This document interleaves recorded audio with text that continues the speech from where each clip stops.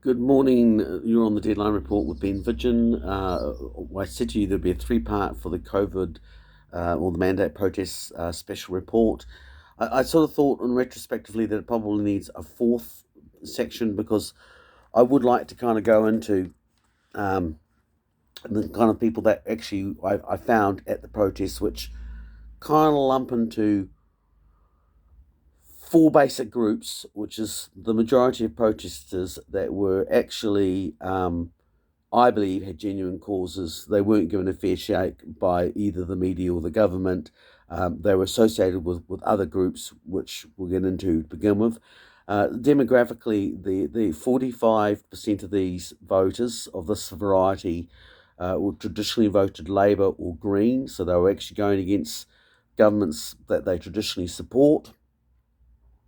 And 24% of them were actually Maori, and I think about 50% was either Pacific or Polynesia.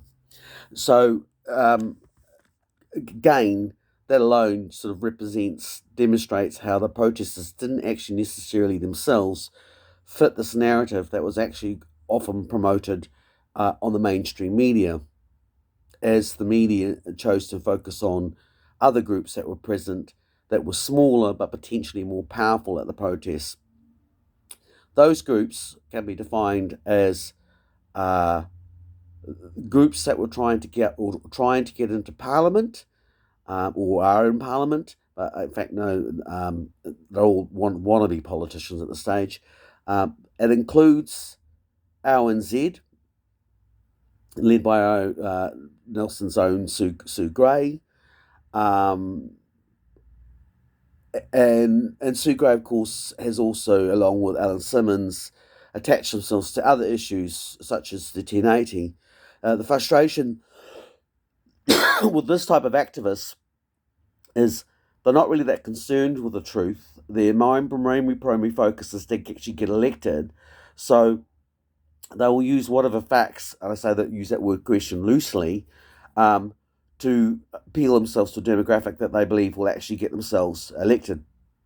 Now, in Sue Gray's case, it's significant to note that the other kind of key person in the outdoors party is Alan Simmons.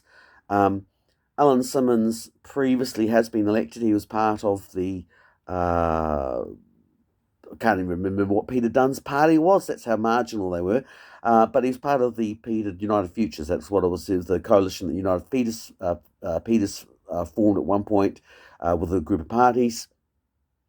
Basically, that group were there for one reason. They were professional lobbyists. They were there to do what policies, whatever corporations, because you might remember Dunn, in Dunn's case, that is to say, Dunn had links to things like the tobacco company, for example, and so basically that party was always fairly right leaning.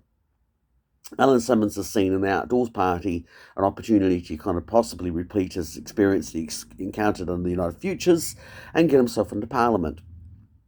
Now, ironically, here's the irony: is that probably Sue Gray got a better level of treatment uh, than Billy TK, who's of the same ilk and who wasn't involved in this protest, having largely spat his cookies during the last elections. For those, just to recap, to remind you, the MSM made a big, huge deal about these QAnon style political parties. Made slightly blemish in the narrative there because, of course, Billy wasn't might be right, right, but he wasn't. He definitely wasn't white. So they kind of had to adapt that narrative that they like to use to attack anybody that critiques the mainstream and doesn't believe the mainstream is a QAnon nut jobs. On Billy's case, which he again obliged him because, very much like the Outdoors Party, he doesn't mind taking a seed of truth, planting a huge dollop that he knows is going to appeal to his, to the converted, and which of course undermines actual independent journalists like myself. Case in point, the TK's party with the people that are running around suggesting that 5G causes COVID, which it immediately gets repeated. It used to do to attack anybody that contradicts 5G. Is, oh, you're one of those, anti-vaxxy, blah blah blah. When the reality is that no, COVID does not cause 5G does not cause COVID. However, any form of electromagnetic frequency will stimulate basically viruses. And that's, you just analyze 3 words I've just mentioned, and in the word scholarly peer review, you'll get that result from numerous. However, repeating what is actually factually true is not enough for people like Billy, so they turn around and always put their dollop on top. And then these people get the focus of the media attention as an example of what the kind of people are that critique the government, because again, there isn't much neutrality or balance in our media at this stage. There's the either in club or the out club. So they focus on people like Billy as representing everybody who has got a critique or a beef against the government, which is not actually the case at all. And in doing so, they actually give these guys more oxygen, so people hadn't heard about them beforehand now know about them, who then go along and put koa in their jars and go and vote for them. And everyone says, oh, and the media then jumps on once they get into the whole election thing, goes, they're terribly dangerous, oh my God, and the reality is that when they actually ran for politics, they couldn't even muster up 1% of the vote. That's the reality of what they were. Sue Gray doesn't get that same level of treatment that Billy does, because she doesn't make us a target in terms of she's not affiliated with any faith base. It's just good old fucking politics, and ironically, I suspect it's also because she's actually quite well educated and white, and therefore not an easier target to actually pin the donkey on. However, at the end of the day, Outdoors Party is pushing an outright policy, and they will leap on anything where they think there's an opportunity or dissatisfaction. And that's what the reality is. These people are piggybacking and being opportunists, and are hijacking whatever the issue is. But then again, they get basically the corporate spotlight gets put on them as representing the cause, when that's not necessarily the case. I will also come back to Sue Gray in a second too, because it's very important what she's done, what her legal challenge to the mandates, what that is, and how it's actually misserved the group it actually meant to represent, probably needs to be addressed as well. And again, it's one of the things about Sue Gray's politics, which is quite alarming, in the sense of people not really understanding what it is that they're backing. But we'll come back to that in a second, because the third group that we found at Wellington was the Brian Tamaki group. And this again was sort of cut in the same kind of cloth as the Billy T. Gay. And again, not surprisingly, those groups of people, the Freedom Coalition, or actually in the last election tried to form a coalition. I say the word try because of the fact that they all wanted to be the bosses, and they wanted to be in control of the COA donation buckets. The alliance very soon fell apart. In fact, it was quite good, because it was my best source of information when I was finding out things about that. For example, Vinnie Eastwood, my former colleague, was being paid by the NCPP. It would normally be somebody within the Outdoors Party, or vice versa, Advance, so on, feeding me information to blow apart the other group, which I didn't mind if it turned around and actually demonstrated the proof that I was actually seeking. So but then again, with the issue, the separation between Brian Tamaki and the Billy TK, is that when you're looking at Brian Tamaki, what a lot of people don't understand is that the history that goes behind the Brian Tamaki is actually very, it's a very important part of the New Zealand political story, in the context that Brian himself is not the whole full deal. You've got behind him the Destiny Church, and then behind that is the Pentecostal Church, and then behind that you get into the various American groups that use the Pentecostal churches throughout the Pacific to push and promote their agendas. And this is why, again, when you're listening to these groups, on the surface, they seem very opposed to the Jacinda Ardern kind of government, but these sort of people don't actually, you never hear them talking about the Trans-Pacific Partnership Agreement. They won't explain, they won't attack things like Rocket Lab or the US military's expansion of the Pacific. So that way, they're actually quite actually aligned with the goals of the status quo. And I say the status quo meaning that part of the National Labour government that, it'll always go Five Eyes, it will always get itself involved in US wars, it will always back the Trans-Pacific Partnership and US corporations. So, and that way, those Pentecostal kind of cause churches are very, very aligned. Then there's the Tamakis themselves. Now, Auckland, of course, part of Auckland is actually originally called Tamaki, and the local hapu, there is a Tamaki Hapu, which has been around for quite some time, and you'll find a lot of the Tamakis actually in the military, the police, uh, the prison services. So, and the kind of the European counterpart might be somebody like the Saputsky family. So there are actually, in the case of the Tamakis, is there a whānau, who are also affiliated with different groups of Hapus, which are then in turn affiliated with different groups of iwi, which specifically with Tamaki's group is the east coast of New Zealand. And they're a very important tool in terms of being able to kind of get that balance of power behind you when you're trying to get elections. So again, very much works in the fashion of the Ratana Church and the relationship that Labour has had with the Ratana Church in the past. Again, we keep forgetting in New Zealand that we are actually a Christian nation in the sense of that a percentage of our faith base is religion, and normally the people that are the most advocate follower of this religion actually are either Polynesian or Maori and of lower socioeconomic groups. So getting those people to vote, the pastor is the key. So they have always had very traditional links between the pastors and the political parties. Uh, so again, then again, when we look at the Tamaki situation, is that behind the Tamakis, of course, is the nuclear Tamaki, as in Brian Tamaki. You actually had the three brothers.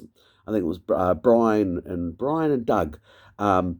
One of them was very, very famous, being on the fringe of the same group of people that brought limousines and Harley Davidsons to the Black Power pad in Auckland in the 1980s, which was the benefits of the reward that Black Power managed to get out there and get all their patch members and their associates and all the people that were affiliated with the Black Power actually out there voting for National, and in return, Muldoon rewarded them with financial gains in terms of tender contractors to the PEP scheme. It also did the same thing with Labour. Muldoon's drinking sessions with both groups were quite legendary. And of course, the Wellington chapter, local mob of mongrel mob, were at one point actually originally called Rob's Mob for when he was just an MP candidate, and he would use him for a bit of additional muscle, or if he had to create some kind of drama, he could rely on the boys down the road to go and be for the right price, cause the right kind of level of havoc. Again, that's sort of an extension of that whole sort of situation we saw with the pastor being central to getting the lower social groups coming out. Having the local gang patch member in your back pocket if you're a low raising MP is quite a good way to get some additional votes as well. What's very interesting, of course, the other brothers then went into tourism down in Rotorua. And eventually, they sold their interests actually out to, I think it was in fact to eventually Taha Trust got it, but it also ended up in the hands. There's a relationship between that and Kotaki Adventures. Now, while it was originally been sold up, let's say went up the iwi food chain, the same members of Brian Tamaki's church remained in those key significant roles within those particular tourist adventures. So there continued to be a relationship between Kotaki Adventures, Tamaki Village, which is in Rotorua, and the Tamaki clan, who was overseen by the grand matriarch of the family. And again, having that financial clout within the tourism industry also gave the Tamaki family and the Brian Tamaki an additional level of clout that probably a lot of his other Pentecostal contemporaries wouldn't actually have. So all of that's quite significant, because when you actually turn around and look at actually what occurred, was that when I went up to Wellington, originally were there, the Brian Tamaki group were around. They had their own stage, they had their own microphones, and there was a general feeling on the first day from the issues I talked to, that they were kind of like, from other protesters, of they wish that those groups weren't there. Obviously, they were bringing in bad press, which was one reason, but there was also a situation that because they actually had built the stage platforms and the microphone, they were able to actually project their voices out. So even though they weren't the biggest group in the protest, they had literally the power of the bullhorn and were able to drown everybody else out, or control who would get to speak and who wouldn't get to speak. The whole issue of who owned the stage and the microphones was very important to understanding the dynamics and the politics. And I'm afraid to say, that, along with the kitchen, I never really got a full understanding of who actually controlled that scene. There were very vested groups. There was large amounts of money being pumped into bank accounts, donations. Who was in charge of that? how that got its way to the kitchen was never really examined. And again, there was a lack of curiosity from the media that was quite keen to critique it, but not really that keen in a hurry to address it, other than rushing out some sort of statements made by politicians that there was money, strange money, coming into the protesters' pockets. Well, I genuinely believe that there was, which I'll address in the last group that was actually present. Most of it was, however, majority was the money was actually being donated by people from all around the country who just believed in the protest, which in Brian Tamaki's case, the donations would have come through his church and the followers, the lower socioeconomic groups that were following his particular religious brand. What's interesting about that was that when I got up there the day, probably about 3 days before the actual protest, Jacinda Ardern turned around and she went off and she said, "Oh, they've got to have meetings in Rotorua," and I think it was Andrew, might have been Andrea Vance, but one of the reporters noted very clearly that there were other meetings going on and made that the top sentence, but never went into what those other meetings were. Just that she was doing a conservation planting at Rotorua. Again, because of the history I just told you about understanding the tourism of Rotorua, my own family background's in tourism, so I immediately got why she was going to Rotorua and looked it up to see who she was visiting in the one meeting that was mentioned. And sure enough, it turns out the conservation planting, which was $600,000 going to the iwis, which was, in this case, included money going to Kataki Adventures, who was said to be with a group that had their interests included Tamaki villages, which had once been directly owned by the Tamakis and continue to be run by the Tamakis, members of the church today. Well, they turned around and got all this money, and about the next day, all of Brian's bikes disappeared from Parliament. There were no Harley Davidsons around. The stage got packed up. The microphone disappeared. Whoof, gone. And suddenly it was clear that because the government had put money into the iwi's pockets, they were making sure that they used the leverage to actually pull out any support that the mandate protesters actually had. Government paid, basically using it to push the government's politics and propaganda of the day. Again, one of the reasons why I believe there should be an actual inquiry into the protests, and I believe that everyone should be able to be a participant, just like you have submissions, and that we should be able to actually ask our own questions and get those questions addressed. And that way, in doing so, of course, the way I've stated it is making sure that it's done in a non-partisan way. So it's not representing the mandate groups, the anti-mandate groups, the Labour Party, the ACT Party. It's just simply dying to define what the truth of what actually happened in terms of the protests, how the protesters were treated, how the protesters actually acted, how the government acted, how the media acted. There needs to be a full level in-depth and some real nasal gazing and soul scratching going on, because things went on that were just allowed to not really address in any serious manner, in terms of the media were out there to support the politicians and promote a narrative. And of course, the people that were involved in the protests themselves weren't looking at some of these darker aspects of the protests, which I could see and did acknowledge. I believe that the protests themselves had a legitimate cause, they had a legitimate beef, and that the majority of them were out there to present it in a what we expected a democratic way, and they were let down badly by both the media and the press. There was, however, a fifth component at group that represents the protest, which again highlights all of these things, and that's the groups that are represented by people like Counterspin. And these are the groups that are best described as, yes, they are the QAnon, tinfoil, all the things that the media has slapped on the people that were part of the mandate protests. Basically, these are the people are that and more, and they, of course, especially get the attention of the media because of the fact that they try to pretend they are the media, and they have very, very, very deep pockets, and they use all the toys and mimic all the things of the media to give themselves a much, much larger presence. Counterspin basically is effectively made up of Kelvin Alps and Brad Flutie, and that's it. That there is no real support, but because they're able to splash the cash, put up big tents, put up big signs all around, they make the illusion that they've got this big force when they're really actually much to do about nothing.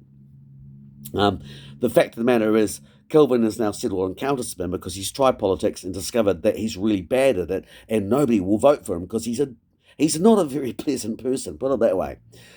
Counterspin, the reaction that the protests themselves had towards counterspin was that there was a small percentage of people that bought into it because they were seeing it, what they were seeing on US an alternative, and they've become so lost so much faith in the mainstream media because the mainstream media itself has failed to deliver its professional service and has not lived up to its own standards, that they go looking, as you do, for something else, and they find QAnon. And the next day, the counterspin replicates all of those things, and it's the thing that Antifa and all left-wing groups jump on. And because, again, they've been encouraged to think that this is what all the protests are all about, and of course, because none of these people actually went down to the protesters and bothered to spend any time talking to the protesters directly, they are allowed to carry this form of prejudice and bigotry, which is the exact thing that they're accusing, let's call them the counterspin group, of doing, but which in the case of counterspin is true, but they can't see how they themselves are being bigoted and prejudiced and ignorant. I said ignorant, I said again, because the fact that there was never any attempt to go down and actually have a proper conversation and find out what the majority of protesters themselves were all about, or what their personal stories were, or why they were there. And it's a shame, because I think if a lot of those people, all of us, had gone down there and been given the chance to hear these people's stories, I think we would have been quite pleasantly surprised about what they were there and how they were going about it. In fact, there was vast majority of the protesters were actually maintaining, going above and beyond standards to maintain that they weren't violent and actually getting the actual purpose of their message actually heard. Collectively, they all worked very well together. There was just these factions, such as the counterspin people at Brad Flutie, who were encouraging the idea of violence, and basically we're living up to be the cliche that the MSM was trying to make the protesters, or say that's what the protesters, and this is why they're so dangerous, are all about. What's interesting about Counterspin is that he is out and he is white. He is, let's face it, he's a former National Front member. His friendships include people like Cal Chapman, who founded the National Front. Uh, and I can tell you for a fact that, yes, there were people in the groups of protests that were wearing special jerseys with special markings so they could recognise each other. I know this because one of them, who actually is my friend, and told me. Unfortunately, what I can't tell, and I've been scratching this, is I can't tell you what the signs were because it was told to me in confidence, and I have to respect that confidence. But yes, I can say to you, from a person that I consider friend, yes, I have some funny friends. I'll admit that, but sometimes in this particular case, I also, by the way, have friends of all walks in life, because I'm a journalist and that's what I do. I go out of my way to talk to people from all kinds, and so. And of course, having that access allowed me to turn around and actually explore these elements a little bit, closer than other people would have actually been allowed to. And this is the point, was that getting back to the counter spin, was that, yes, he has all of these things, but we can also turn around and see that Calvin Arps is turning around and making overtures to the Maori government. He's getting himself involved in the United Nations. If you look through the newspapers press beforehand, he partnered up with a group called the Nation. Sorry, it's very clearly important to stress this. United Nation, not nations. They're a made-up sovereignty group, which again is this attempt by American groups, people, to bring in American sovereignty, mix up New Zealand, the average New Zealander's understanding of sovereignty and Commonwealth issues, and to further muddy the waters. And this is what Carlin Spin does. So he does both. The far left, the far right. Actually appears at the end of the day, Kelvin doesn't really give a crap who he stirs up, as long as he stirs things up. That's the nature of what Kelvin's all about. He's a force of destabilisation. This is the man that has appeared on national TV with a table load of guns, saying that he's willing to overthrow the government. Miraculously, that particular video is not online. Will find reference to it. I think it was like episode 8 of 60 Minutes. I've got it somewhere on my website, which episode, where it was. It's recorded. You will find a log reference to it. But the actual video itself is not to be found anywhere on the net. And the same situation kind of goes, the reflection is that the mirror image of Calvin Alps was Michael Stace, who was the 2IC to Billy Tikar. Also, like Calvin Alps, has American intelligence connections. Calvin Alps's American intelligence connections link to a guy called Leon Keeley, who was the man that basically stopped Pine Gap from being actually searched by the police when the government wanted to prove that the American intelligence was up to no good. He stopped it being searched. They had a constitutional coup, which was basically a constitutional crisis, which was engineered by the CIA via John Kerr, who was literally the CIA's pet governor general, and they overthrew the Whitlam government. And this is actually acknowledged with an apology by way, I think it was Schultz, or it was the Secretary of State under Jimmy Carter, who went to Australia, made an apology. So Leon Kelly is via the work that he's done in Solomon's via the gold mining, of which Alps is involved in there, where he's stirred up issues with ethnic groups and sovereignty groups so that he can actually get his hands on the country's natural resources, which, having done so, that particular consortium, which doesn't, again, the media shows a distinct lack of curiosity to where the money behind Alps actually comes from, even though it's not that hard to track.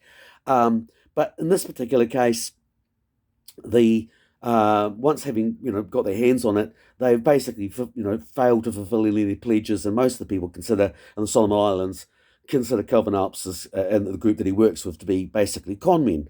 None of that's really been of any great interest to the media, who again have talked about the Calvin Alps from fitting this outright narrative, and that his stuff appears on the Stephen Bannon, who's one of the financiers of the Donald Trump campaign, but the fact that he's actually got these mining interests in the Pacific and that these are linked to the US intelligence. And it again, like the Brian Tamaki group, doesn't mention Rocket Lab, doesn't mention the Pacific Reset, doesn't mention the American expansion into the military expansion into the Pacific. So again, when you actually look at who Alps's partners are, these are people that are very much the people that our own government are in bed with. So the groups that cause the most problem to the majority of the protesters, such as the Brian Tamaki, and the Counterspin, were groups that actually have large, their business partners are the government's business partners. And in the case of Alps, they only went away when the rest of the iwi were bribed to make sure that they withheld that support so they could promote the vaccine issue. But at that point, he pulled out, leaving Counterspin in that particular location. At the same time, that Counterspin, as I said, is government's all about deep sea mining and mining minerals. Well, that's what Alps is about. The government's all about the Pacific Reset. Well, that's what Alps is all about. The government's all about basically the military stopping, counting the communists, because that's, again, the word that they use all the time in Counterspin. Oh, yes, it's all Jacinda Ardern. She's a dirty, dirty communist. The actual fact, the reality is that Calvin Alps was giving the government, or giving the Jacinda Ardern government, kudos on their socialist credits that they didn't actually have. Counterspin wouldn't, for example, never, and they're literally using my materials, Jacinda Ardern in 7 minutes, which I'm the original person that went out there and did a full deep dive into Jacinda Ardern's background. So they're quoting my material when they talk about her belonging to the International Socialist Party of the United States. But what they always fail to point out is that, number one, the international socialist community actually detests Jacinda Ardern. Worldwide Web Socialists have probably published at least 8, if not 9, articles about how Jacinda Ardern is actually a right-wing capitalist. The Counterspin group will never talk about how they might mention the Agenda 2030, because that's one of the buzzwords that that get mentioned a lot. They'll mention them all right as a socialist communist plot, but they never talk about the corporate sponsors that are actually backing the Agenda 2030. They never talk about the Monsantos, the DuPont, or they do that sort of in a, oh yeah, but that's still communist kind of way. Like, they don't actually address the fact that the majority of the support actually that's coming to that is coming from the corporate sector. Nor do they address, in the case of the ISO, that the fact that ISI actually imploded not long after Jacinda Ardern was the president for the youth arm, because it was actually turned out to be a front for the CIA, and it was a way to get the CIA to get leftists supporting wars that they were actually behind, without actually highlighting the fact that they were actually supporting dictators and regimes. So, for example, the ISO never really had much time for the Yugoslavian communist socialist or communist regime under Tito or under the Chinese, and that was largely because, of course, the influence within the ISO was the CIA, so they were able to get in there, basically have people within those socialist groups attacking other socialist organisations and use them as a tool to actually bring about regime changes using the left to advance a right-wing policy. And think about that for a second. So that's again what the counterspin people role was very much at the protests as well. And again, none of these deep background issues about counterspin have ever really been addressed by the media. They will mention him. They will mention and said that he's a former boot boy, but they will not mention the fact that he's actually in bed with people that our government are in bed, or the fact that he's also what he's doing in terms of trying to stir up alt-right groups. He's also can be found there stirring up alt-left Maori sovereignty groups, just like Michael Stace did. And again, I failed to meet Phil and off that story that Michael Mace's case was that he actually has on his LinkedIn CV profile that he's a member of the Association of Foreign Intelligence Officers, which was a group set up originally by the CIA in the 1970s to counter criticism of the CIA. And one of the techniques this actually did, it largely operated, was by planting itself in its opposition groups and then producing material that was actually so badly researched, it was easy to discredit the group in question. And then B, by becoming the archetypical group that the media would then be focused on, so that it would make sure that anyone that represented that cause, that people thought that this is the kind of people representing the cause, came from that group, which is the group that had been made up to basically look like fools to begin with. Does that sound familiar? Time is up. This now actually has to be the end of our series. The one thing that I should point out again about with Sue Gray, very important, is that yes, they turned around and got the mandate against the police and the defence overturned. Before we had a chance to really understand what that meant, the protests actually broke that all up, and the tension moved away from what had actually been achieved. The problem with the situation was that Sue Gray advanced the Bill of Rights in 1990, which, as a person that at the Outdoors Party say they're very much against the Agenda 2030 agenda, and yet the Bill of Rights 1990 actually is the Bill of Rights 1990, they've just had a new legislation passed through Parliament called the Declaration of Inconsistency, and it's designed as a result of the COVID situation so that in any Bill of Rights or laws that the government passes, that the government, that if it gets taken to court, it's felt that they challenge human rights, will be now reviewed under this Declaration of Inconsistency Act, which means that if the court feels that, yes, there is a clash of what the government's saying and what the human rights bills actually are, then what happens is it then goes to the United Nations tribunal, and it gets overseen by a body of 3 people. Which actually is the very, very opposite thing of what Sue Gray, as a representative of outdoors parties, should be championed. She's actually championed by promoting that law, greater power for the United Nations Agenda 2030 group, which, and as opposed to, as William, I want to say William Parker, but I think I might have got the name, Warren Parker. Warren Parker, who's a barrister in Auckland, has pointed out that the COVID mandates could have been challenged under the Bill of Rights 1688, which gets to the issue of basically the government making up legal fictions. And it gets to the issue of our government's current overreach and its constitutional breaches of under the 86 and the 2004.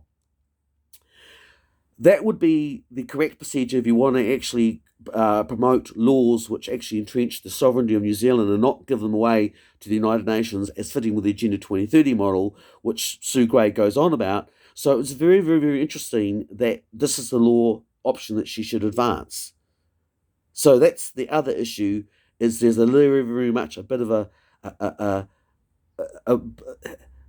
clearful camouflage going on right now to make it seem as in what Sue Gray's done and advance her, make her a hero amongst her own group and seem like she's advancing the group's causes, when in reality that law has actually undermined the very things which she says that she represents. It's a little bit like the situation we had with my former colleague Vinny, who used to believe that the Freemasons release control of Freemasonry control was a major issue. And you talk about Freemasons and the Illuminati, and I'd always say to Vinny, no, don't say that. You say the Old Boys Network, because people get that, and you don't sound like such a kook if you use that word. But he'd go out and he'd use it anyway. And then when Christchurch shooting came about, and I realised that actually Vinny was getting money from the counterspin from Calvin Alps, and we ceased having our relationship. And what we actually find out was that Vinny was getting money from Calvin Alps, who is a Freemason, as was his father and as is his son. But he was also getting money from the NZPP via Michael Stace, who was also a Freemason. So not just like Governor Up's involved and has links into the American intelligence community, but is also part of this Freemason movement that Vinny thought was so worrying and made a big platform about how much they were against it, as did Billy. And it turns out the NZP's lawyers also, on a Latham, also was a Freemason.